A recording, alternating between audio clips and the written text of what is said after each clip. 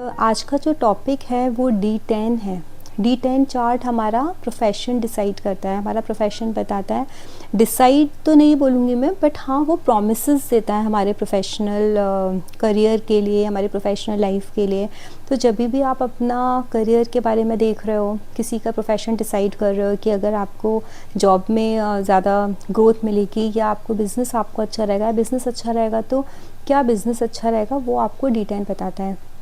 D1 को हम avoid नहीं कर सकते हैं। D1 हमारा फर्स्ट स्टेप होता है कि जिसमें हम D1 को देखते हैं और D1 हमारे प्रोमिसेस बताता है। अगर D1 आपको प्रोमिसेस दे रहा है, सपोज़ आपको बहुत सारे लोग हैं UPSC के एग्ज़ाम्स दे रहे हैं और वो UPSC के एग्ज़ाम्स देने के बाद उनको ये मतलब वो तो गवर्नमेंट जॉब के लिए दे रहे हैं ना, तो लेकिन गवर्नमेंट का कारक क्या है, हमारा सन है।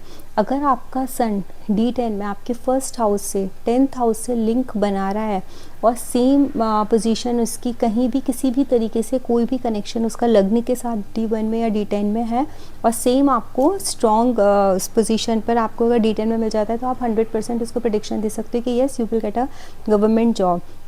अब इसमें भी क्या होता है ना, सेगमेंट्स होते हैं, कोई हायर पोस्ट पर जाता है, कोई लोअर पोस्ट पर जाता है, तो वो आप कैसे डिसाइड करेंगे। अभी सन ने प्रॉमिस तो दे दिया कि वो आपको गवर्नमेंट जॉब देगा, लेकिन वो किस तरीके की जॉब देगा, आपको हायर रैंक पर देगा, लोअर रैंक पर देगा, वो भी आपका D10 डिसाइड करेगा कि D10 में आपके सन की कंडीशन क्या है, एक्सॉल्टेड है, अपने ओन राशि में बैठे हुए हैं, या वो बहुत बेनिफिक प्लैनेट्स के से आस्पेक्ट हैं, जैसे जुपिटर से उनको दृष्टि मिल रही है या फिर उनको मेलेफिक प्लैनेट से मिल रही है। अगर उनको पीड़ित हैं थोड़े से, ऑल्दो वो कनेक्शन तो बना रहे हैं, लेकिन वो फिर भी अगर वो पीड़ित हैं और उनको ऐसा दिख रहा है कि आपको लग्न से भी कनेक्शन बनाया है, 10th हाउस से बनाया है, लेकिन फिर भी वो पीड़ा में है, तो आप ये सोच लो कि आपको जो भी जॉब मिलेगा गवर्नमेंट से रिलेटेड वो बहुत हायर लेवल का नहीं मिलेगा, थोड़े से जो क्लैरिकल जॉब्स होते हैं उस तरीके के आप उसमें पोजीशन में चले जाओगे। तो इस तरीके से हम ये एक बेसिक मैंने आइडिया दिया है, आप देख सकते हो। और सबसे पहले ना इम्पॉर्टेंट है, it's not only about the government job, it's about your business, it's about your professional life, मतलब जो भी प्राइवेट में भी काम करते हैं उनके लिए भी है ये। तो आपको उसमें सन नहीं देखना है, लेकिन आपको अपने 10th हाउस की स्ट्रेंथ देखनी है। आपका 10th हाउस की स्ट्रेंथ D1 में क्या है, उसमें क्या प्लैनेट्स बैठे हैं, वहाँ का जो प्लैनेट बैठे हैं उनका डिस्पोजिटर कैसा है, उनकी कंडीशन क्या है, D1 में लगना कैसा है आपका। जब आप ये सारी चीज़ें देखोगे ना, वो प्रोमिसेस आप D9 का 10th हाउस भी आपको देखना बहुत इंपॉर्टेंट है कि D9 में आपके 10th हाउस में कौन से प्लैनेट्स बैठे हैं, उनके डिस्पोजिटर क्या है। D1 में जो प्लैनेट है आपके 10th हाउस में या उनके जो डिस्पोजिटर हैं वो किस कंडीशन में आपके D9 में बैठे हुए हैं, पहले आप वो चेक करोगे, एनालाइज करोगे, and after that you go to the D10 chart. अभी D10 चार्ट जब हम लोग देखते हैं ना, तो बहुत सारे लोग बोलते हैं उसमें दो ही चीज़ें देख लो, सिर्फ लग्न देख लो, D10 का लग्न क्या है, उसकी लग्नेश की स्थिति क्या है, वो आपको बता देगा कि आपका प्रोफेशनल ग्रोथ कैसी रहेगी लाइफ में, आपका करियर किस तरीके का रहेगा, आप कितने कंफर्ट में रहोगे। वो बिल्कुल ट्रू है, लेकिन सिर्फ ऐसा नहीं है कि हम D1 मतलब D10 में सिर्फ फर्स्ट हाउस देखें या फिर 10th हाउस देख करके ही डिसाइड करें। अभी जैसे आप सपोज़ आप किसी जॉब में हैं, प्राइवेट जॉब है, आपके बॉस के साथ आपके कनेक्शंस कैसे रहेंगे। अगर आप HR डिपार्टमेंट में हैं, आपको रिसोर्सेज लेके आने हैं, ह्यूमन रिसोर्सेज लेके आने हैं, आपको हायरिंग करनी है, आपको एम्प्लॉयज़ लेके आने हैं, देने हैं, तो आप किस तरीके से आप कैसे देखोगे अपने D10 चार्ट से। आप सिर्फ 10th हाउस अपना देख करके थोड़ी ना प्रिडिक्ट कर दोगे कि आपका 10th हाउस बहुत स्ट्रॉन्ग है और लग्नेश बहुत स्ट्रॉन्ग है तो आप बहुत अच्छा लेबर लेके आ जाओगे या बहुत अच्छा उस पर्टिकुलर कंपनी के लिए लेबर लेके आ जाओगे, या फिर उसको जो भी आपको वर्कर्स प्रोवाइड करने हैं वो वर्कर्स दे पाओगे या उस पर्टिकुलर डेजिग्नेशन पर आप दे पाओगे। ऐसे नहीं होता है। You have to see and check various all the houses, not various, all the houses exactly. जैसे फर्स्ट हाउस है, फर्स्ट हाउस अगर हम D10 का देखेंगे तो वो आपकी खुद की स्थिति बता रहा है, आपका सेल्फ रिस्पेक्ट बता रहा है कि आपको कितना रिस्पेक्ट मिलेगा, लोग आपको कैसे देख रहे हैं, आप किस तरीके से बिहेव कर रहे हो, आपका एटीट्यूड क्या है, आपका परसेप्शन क्या है, चीज़ों को देखने का तरीका क्या है, वो आपका फर्स्ट हाउस बता रहा है। सेकंड हाउस जो होता है D10 का, वो आपको ये बताएगा कि आपके फैमिली से आपको कितना सपोर्ट मिल रहा है आपके करियर में, क्योंकि बहुत सारे लोग होते हैं उनको चाहे वो बिज़नेस हो, जॉब हो, कभी कभी फैमिली से भी सपोर्ट नहीं मिलता है, तो वो सपोर्ट सिस्टम जो फैमिली का है वो आपका सेकेंड हाउस बताएगा। साथ में सेकेंड हाउस आपका ये भी बताएगा कि आपके फाइनेंसिस कैसे रहेंगे। जैसे हमारे D1 में हमारे फाइनेंसिस को बताता है, उसी तरीके से आपके बिज़नेस के फाइनेंस, अगर आप बिज़नेस में हो तो फाइनेंसिस आपके कैसे रहेंगे, मतलब जो भी फाइनेंस से रिलेटेड चीज़ें हैं, पैसे से रिलेटेड, लिक्विडिटी से रिलेटेड है, इन्वेस्टमेंट से रिलेटेड है, अगर इन्वेस्टमेंट कर रहे हो तो वो सोर्सेज क्या रहेंगे, वो ओरिजिन जो उसका जो सोर्स है वो क्या रहेगा, ओरिजिन क्या रहेगा, कहाँ से वो पैसा आएगा, तो वो सब आपको सेकेंड हाउस आपको इंडिकेशन देगा। When you come on the third house, आप थर्ड हाउस को एवेलुएट करोगे तो third house is the house of communication. आपका कम्युनिकेशन लोगों के साथ कैसा रहेगा, आप अपनी बात रख पाओगे या नहीं रख पाओगे। प्रेजेंटेशन जब हम देते हैं तो लोग आपको कितना सुनेंगे, कितना समझेंगे। आपका फर्स्ट हाउस, आपका थर्ड हाउस दोनों बहुत मैटर करेंगे। प्लस आपका सेवन्थ हाउस भी करेगा, क्योंकि सेवन्थ हाउस हमारी पब्लिक इमेज है, हमारी इमेज किस तरीके की बन रही है, हम किस तरीके से अपने आप को पोर्ट्रे कर रहे हैं in front of the like crowd और in front of a people. और अपना जो भी आपका जॉब है, एरिया, जो भी आपका वर्क एरिया है, जहाँ पर भी आप बिजनेस करते हो या काम करते हो, उस किस तरीके से आप अपने आप को रख रहे हो, आपकी इमेज कैसी बिल्ड हो रही है, वो भी आपका सेवन्थ हाउस आपकी पब्लिक रिलेशन है बेसिकली, तो वो भी मैटर करता है। लेकिन कम्युनिकेशन जो थर्ड हाउस है, if it is very strong और लगना इज़ वेरी स्ट्रॉन्ग, तो आपके अंदर वो चीज़ होगी कि आप बहुत अच्छे से अपनी चीज़ों को रख पाओगे सबके सामने। सेकेंडली आपका थर्ड हाउस ट्रैवलिंग, कम्युनिकेशन आपका के साथ साथ ट्रैवलिंग भी बताएगा। कम्युनिकेशन तो बताएगा, ट्रैवलिंग भी बताएगा कि आपको ट्रैवलिंग से बेनिफिट्स होंगे नहीं होंगे, कितने शॉर्ट ट्रैवल रहेंगे, लॉन्ग ट्रैवल्स रहेंगे, आपके किस तरीके से ट्रैवल रहेंगे। ट्रैवल से आपको वो अगर आप कंपनी के लिए ट्रैवल करते हो, जाते हो एक जगह से दूसरी जगह, कुछ किसी भी चीज़ के लिए, सेल्स में हो सपोज या मार्केटिंग में हो और आप जा रहे हो, तो आपका थर्ड हाउस बहुत स्ट्रॉन्ग है, तो आप अच्छे से उस चीज़ को मतलब जो जिस पर्पस के लिए गए उसको आप फुलफ़िल कर सकते हो, वो आपका थर्ड हाउस बताएगा। प्लस थर्ड हाउस हमारे जो ऐसे सिस्टर कंसर्न्स होती हैं या फिर सेम बिजनेस के जो हमारे कॉम्पिटिटर्स होते हैं, उनके साथ भी आपके रिलेशंस कैसे रहेंगे, बिटर रहेंगे, स्वीट रहेंगे, या फिर वो लोग आपको ज़रूरत पड़ने पर, टाइम पड़ने पर आपको हेल्प करेंगे, वो सब भी आप थर्ड हाउस से देख सकते हो। उसके बाद आता है आपका fourth house. Fourth house basically आपको ये बताता है कि आपको कितना पीस ऑफ माइंड है आपके वर्क प्लेस पर, चाहे वो आपका बिजनेस है, चाहे वो आपका जॉब हो, तो वो आपके पीस ऑफ माइंड को रिप्रेजेंट करता है। फिफ्थ हाउस आपका इंटेलिजेंस बताता है, आपका 10 मतलब D10 का जो फिफ्थ हाउस है वो आपको ये बताएगा कि आप कितना स्मार्टली आइडियाज़ को एग्जीक्यूट कर पा रहे हो, आप कितने क्रिएटिव हो, आपका जो स्टाफ है वो कितना क्रिएटिव है, वो किस तरीके से चीज़ों को आगे रख रहा है, बिकॉज़ वो आपके कोवर्कर्स का भी हाउस है, आपके जो असिस्टेंट्स हैं उनका भी हाउस है फिफ्थ हाउस, उसको भी रिप्रेजेंट करता है। तो वो चीज़ आपको बता पाएगा, आपके फ्यूचर प्लानिंग्स बता पाएगा कि किस तरीके से फ्यूचर प्लानिंग्स आप कर सकते हो, कितना दूर तक का सोच सकते हो, वो आपका फिफ्थ हाउस है। When it comes on the sixth house क्या है आपका? सिक्स्थ हाउस आपको आपके कॉम्पिटिटर्स का हाउस है।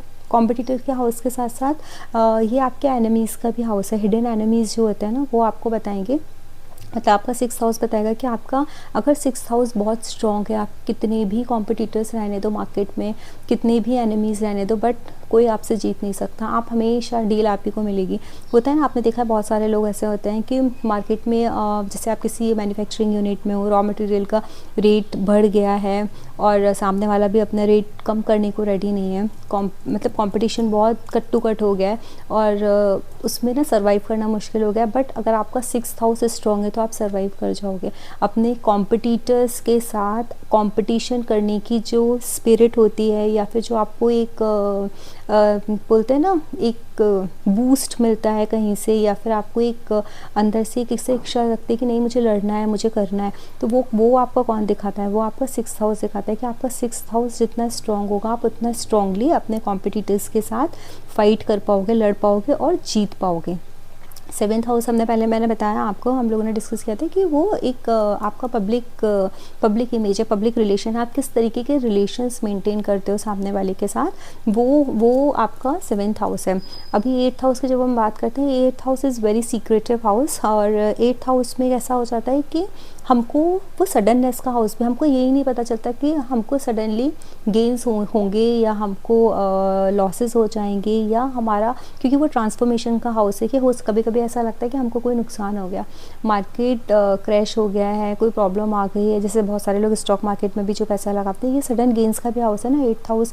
तो हमको ये पता नहीं चलता है, ट्रांसफॉर्मेशन का हाउस है कि अचानक से ये हमारे लाइफ में क्या चीज़ें लेकर के आ जाएगा, विच विल बी पॉजिटिव और नेगेटिव, वो आपको बहुत सोच समझ के एट्थ हाउस का आपको एनालाइज करना चाहिए। क्योंकि एट्थ हाउस अगर आपका स्ट्रॉन्ग है और उसका डिस्पोजिटर भी बहुत स्ट्रॉन्ग है। तो आपको 8th हाउस बहुत बड़े बड़े ट्रांसफॉर्मेशंस लाइफ में देते हैं। आपको कभी भी कोई प्रॉब्लम आई भी ना लाइफ में से सडन कोई प्रॉब्लम आ गई तो आपको ऐसे लगेगा कि अभी सब कुछ ख़त्म नहीं, बट वो ख़त्म नहीं, वो एक ट्रांसफॉर्मेटिव स्टेट है आपकी। अभी आपको यहाँ से मतलब बोलते हैं ना किसी चीज़ का अंत ही किसी नई चीज़ की शुरुआत होती है, तो that is your 8th house. तो इसलिए आपको आपके प्रोफेशन में कोई भी ट्रांसफॉर्मेशन अगर आना है, लाइफ में आना है, लाइफ में इन द सेंस आपकी प्रोफेशनल लाइफ में आना है, करियर में आना है, तो आपको 8th हाउस को एवेलुएट करना पड़ेगा। Now it's a time of 9th house. 9th house बहुत ज़्यादा लोग देखते हैं ना कि 9th हाउस, हाँ भाई 9th हाउस स्ट्रॉन्ग है, 9th house is a house of luck, but D10 में 9th हाउस हमारा ट्रैवल्स को बताता है। ठीक है, अगर हमारा डिस्पोजिटर आकर के 9th हाउस में बैठा है तो आप ये समझ लेना कि सपोर्ट तो आपको डेफिनेटली मिलेगा, क्योंकि 9th house is the Lakshmi house है हमारा। लक्ष्मी त्रिकोण में आता है। 159 इज़ अ त्रिकोण house, 1 4 7 10 is a kendra house. The kendra houses are considered as a Vishnu house. Trikona is a Lakshmi. तो अभी केंद्र का स्वामी आकर के त्रिकोण में बैठ गया है तो वो विष्णु जो भाव है उसका स्वामी त्रिकोण में बैठा है, तो डेफिनेटली उसको बहुत पाइस और बहुत अच्छा माना जाएगा। तो वो तो डेफिनेटली बहुत स्ट्रॉन्ग आपको खुद को बहुत स्ट्रॉन्ग बना रहा है। बट 9th हाउस हमारे फॉरेन ट्रेवल्स भी हैं, और हमारे जॉब से रिलेटेड, हमारे काम से रिलेटेड ट्रेवल्स हैं, उसमें कितना बेनिफिट होगा। वो 9th हाउस का जो लॉर्ड है, जो राशि बैठी हुई है, उसके जो लॉर्ड है उनकी क्या पोजीशन है, वो किधर किधर बैठे हुए हैं, वो बहुत मैटर करता है। तो वो आपको बताएगा कि आपको किस तरीके की सक्सेस आपके ट्रैवल्स में मिलेंगी। उसके बाद 10th हाउस सबको पता है कि दैट इज़ अ कर्मा भाव। आपका कर्मा किस तरीके से रहने वाला है, कर्मा कर 10th हाउस के ऊपर कौन से एस्पेक्ट्स आ रहे हैं, उसका डिस्पोजिटर क्या है, उसमें जो लॉर्ड राशि बैठी हुई है उसके लॉर्ड, उसको जो उनके जो लॉर्ड है उनकी कंडीशन क्या है, और ये आपके बॉस को भी दिखाता है। 10th house is your boss. अगर आपका 10th हाउस स्ट्रॉन्ग है तो आपको बॉस से कोई प्रॉब्लम नहीं होगी। अगर आपका 10th हाउस वीक हो जाता है, प्रॉब्लम आ जाती है वहाँ पर, या फिर जिस तरीके के आप प्रोमिसेस चाहते हो, जिस तरीके का आप असिस्टेंस चाहते हो अपने कंपनी में, जॉब में, अगर आपका 10th हाउस वीक है तो आप चाहे कितना भी काम कर लो, कुछ भी कर लो, कभी कभी होता है ना हमने काम किया लेकिन क्रेडिट सामने वाला ले गया। वो क्यों होता है कि वो आपका 10th हाउस बॉस आपको कभी सपोर्ट ही नहीं करता है। काम होने पर हमेशा आपको याद करेगा, आपसे काम करवाएगा, लेकिन जब इंक्रीमेंट देने का नंबर आएगा या प्रमोशन देने का नंबर आएगा या किसी को एक रिस्पेक्ट देने का नंबर आएगा, कुछ देने का नंबर आएगा ना, तब वो आपको कभी भी याद नहीं करेगा। वो that is your 10th house. अगर आपका 10th हाउस वीक है तो यही, अगर आपका 10th हाउस स्ट्रॉन्ग है तो वो जो सिचुएशन दूसरे वाले के साथ है, चाहे आपने कितना भी किया है नहीं किया है, आपको हमेशा अपने बॉस से फेवर मिलेगा, because it's a house of boss. Now 11th house. अभी 11th हाउस को हम सबको पता है कि वो गेन्स का हाउस है, हमारे डिज़ायर फुलफिलमेंट का हाउस है। और वैसे भी ना आपका ये उपाच्य भाव है ना 11th हाउस, तो इसमें जो भी प्लैनेट बैठा, अगर इसमें मैलेफिक प्लैनेट बैठ जाता है ना तो आपको वो ना डिज़ायर फुलफिलमेंट के लिए, आपकी जो डिज़ायर्स हैं वर्क प्लेस पर या फिर करियर से रिलेटेड, उसके लिए आपको बहुत हेल्पफुल होता है। ये आपका सर्कल भी बताता है, आपका सर्कल कैसा होगा, आपको अपने सर्कल से फ़ायदा होगा, नुकसान होगा, किस तरीके का सपोर्ट मिलेगा आपको आपके फ्रेंड सर्कल से, या फ्रेंड सर्कल छोटे लोगों के साथ आपका होगा या बड़े लोगों के साथ उठना बैठना होगा आपके बिजनेस में। I am not talking about your personal life, वो दैट इज़ योर चार्ट, मतलब D1 चार्ट, वो आपको डिसाइड करेगा। बट D10 में भी कि आप जिन लोगों के साथ कांटेक्ट करोगे, बनाओगे, वो बड़ी बड़ी कंपनीज, जैसे कोई लाइटिंग इंडस्ट्री में है सपोज, तो वो क्रॉम्पटन ग्रीव्स के साथ करेगा, हैवेल्स के साथ करेगा, फिलिप्स के साथ करेगा, सूर्या के साथ करेगा, या वो छोटी कंपनीज के साथ करेगा। That will decided by your 11th house कि आपको किस तरीके का सर्कल मिलेगा। आपका मतलब पर्सनल फ्रेंड सर्कल नहीं, आपका प्रोफेशनल फ्रेंड सर्कल, वो आपका 11th हाउस डिसाइड करेगा। Then it comes on the 12th house. 12th house आपके लॉसेस का हाउस है। वो आपके लॉसेस को बताता है बिजनेस में कि आपको किस तरीके से लॉसेस हो सकते हैं। आपका वो जो लॉर्ड है ना, वो किसके साथ बैठा हुआ है, तो वो आपको एक ये इंडिकेशन दे देगा कि भाई मैं ये प्लैनेट्स के साथ युति बना करके बैठा हुआ हूँ, या मेरे मतलब उस 12th हाउस पर बेसिकली किस प्लैनेट का एस्पेक्ट आ रहा है या किस प्लैनेट की दृष्टि आ रही है, तो वो आपको मतलब वो आपको पॉजिटिव है या नेगेटिव है। तो वो दृष्टि आपकी जो पॉजिटिव या नेगेटिव दृष्टि है वो आपका ये डिसाइड करेगी कि आपको लॉसेस होंगे भी या नहीं। छोटे मोटे लॉसेस तो ठीक है होते रहते हैं, वो तो हम गोचर के ऊपर डिपेंड करता है कि गोचर, क्योंकि इसमें ना गोचर भी बहुत इंपॉर्टेंट होता है। अभी आपने D1 चार्ट देख लिया, D10 देख लिया और आपने एकदम ना सडनली प्रिडिक्ट कर दिया कि हाँ अभी आप जाइए आपका ये हो जाएगा, वो तो आपके देखा जाए ना स्टैटिक प्रोमिसेस हैं जो आपका D1 में और D10 में आपने देखे, वो स्टैटिक प्रोमिसेस एंड डायनेमिक्स हैं। वो आपको ट्रांजिट से पता चलेंगे, गोचर से पता चलेंगे कि पर्टिकुलर हाउस पर किस प्लैनेट का एस्पेक्ट है। तो कभी भी जब भी आप अपना D1 आपने एवेलुएट कर लिया, आपने अपना D10 एवेलुएट कर लिया, दोनों चीज़ें आपने एवेलुएट कर लिया और आपने बता दिया कि भाई आपकी लाइफ में ऐसा ऐसा होगा, बट वो कब होगा, वो इवेंट कब घटेगा वो बताना बहुत ज़रूरी है। वो आपका दो चीज़ें बताते हैं, या तो आपकी नॉट या तो बट 100% वो आपकी महादशा और आपके ट्रांजिट, ये दो चीज़ें बहुत मैटर करती हैं। ट्रांजिट आपके प्रॉमिस हैं जो इवेंट्स के, आप जो इवेंट्स को बता रहे हो कि ये इवेंट्स आपके लाइफ में होंगे, तो वो टाइम है उन इवेंट्स को बोलते हैं ना होने का। वो इवेंट्स आपकी लाइफ में होंगे, वो आपके ट्रांजिट बताएंगे और आपकी दशाएं बताएंगी। आपकी महादशा किसकी चल रही है, आपकी अंतरदशा किस लॉर्ड की चल रही है और प्रत्यंतर दशा किसकी चल रही है। महादशा लॉर्ड तो एक बहुत मोटा मोटा प्रॉमिस करके बता देता है कि भाई ये हाउसेस की एनर्जीज एक्टिवेटेड हैं, ये पर्टिकुलर प्लैनेट की महादशा चल रही है, ये प्लैनेट का जो बेसिक नेचर है वो ये है और वो अपने नेचर के हिसाब से चीज़ें देगा। प्लस उसने जो जो हाउसेस गवर्न किए हैं वो उस हाउसेस से रिलेटेड भी रिजल्ट्स देगा।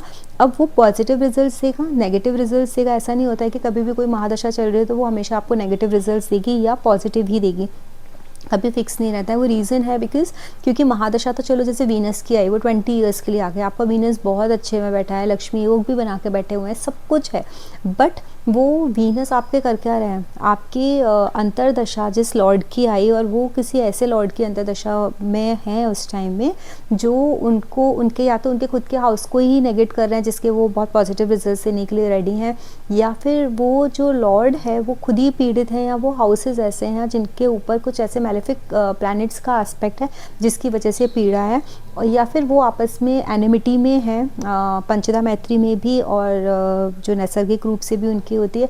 तो वो सारी चीज़ें आपको देखना बहुत इंपॉर्टेंट है। इसीलिए कोई भी महादशा आप ये नहीं बोल सकते हो कि 100% अच्छी है और 100% ख़राब है, क्योंकि कोई भी महादशा 100% अच्छी नहीं हो सकती। उसका 20 ईयर्स का पीरियड एकदम स्ट्रेट चला जाए ऐसा नहीं हो सकता, उसमें अप्स एंड डाउन्स रहेंगे ही उनकी अंतरदशा और प्रत्यंतर दशा। अभी हम प्रत्यंतर दशा अंतरदशा तो हमने चलो देख ली कि वो पर्टिकुलर इतने दिनों के लिए मतलब होगा, लेकिन जो एकदम इमीडिएट जो आपको होते हैं ना कि जनवरी में मेरा रिजल्ट आ रहा है, मेरा रिजल्ट कैसा आएगा, फरवरी में मेरा रिजल्ट आ रहा है, क्या होगा, अभी मेरा ये मंथ में प्रमोशन का हमारा टाइम है, अभी इस मंथ में प्रमोशन होगा, तो वो टाइम में आपको ना प्रत्यंतर दशा देखनी पड़ेगी।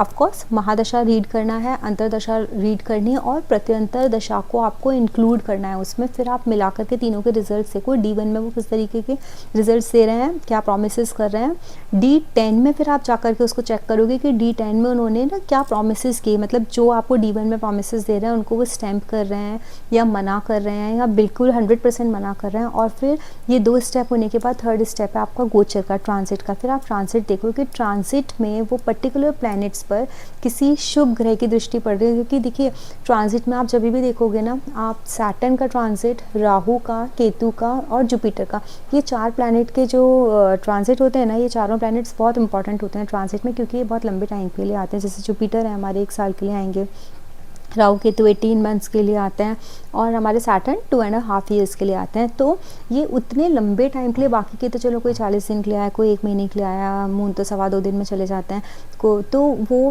प्लैनेट्स इतना ज़्यादा इम्पैक्ट नहीं डालते, ऑफकोर्स डालते हैं। उनका ट्रांजिट वो बहुत माइन्यूट इवेंट के लिए, पर्टिकुलर आप माइन्यूटली कोई इवेंट आपको देखना है 2-4 दिन में क्या होने वाला है, तो उस टाइम में आप इन छोटे छोटे सारे प्लैनेट्स का जो बहुत फास्ट मूव करते हैं, जैसे ये है मून है जो, उनका भी ट्रांजिट आपको बहुत मैटर करता है। इमीडिएट आज या कल में क्या होने वाला है वो चीज़ें देखने के लिए वो तो है, लेकिन जो बड़े प्रोमिसेस है ना वो आपको ये 4 प्लैनेट के गोचर पर ध्यान देना ही पड़ेगा। तो आपको क्या स्टेप देखना है, D1 चार्ट देखना है। D1 में सबसे पहले प्रोमिसेस आपको चेक करने हैं। अगर D1 प्रोमिसेस कर रहा है then you go to your D10 chart, D10 में वो प्रोमिसेस चेक करो, then go to Mahadasha Antardasha. आप ये देखो कि किसकी महादशा चल रही है, अंतरदशा चल रही है और प्रत्यंतर दशा चल रही है, अगर वो पर्टिकुलर किसी मंथ के लिए वो मांग रहे हैं। तो आप ये थर्ड स्टेप आपका वो होगा। फोर्थ स्टेप आपका ट्रांजिट होगा।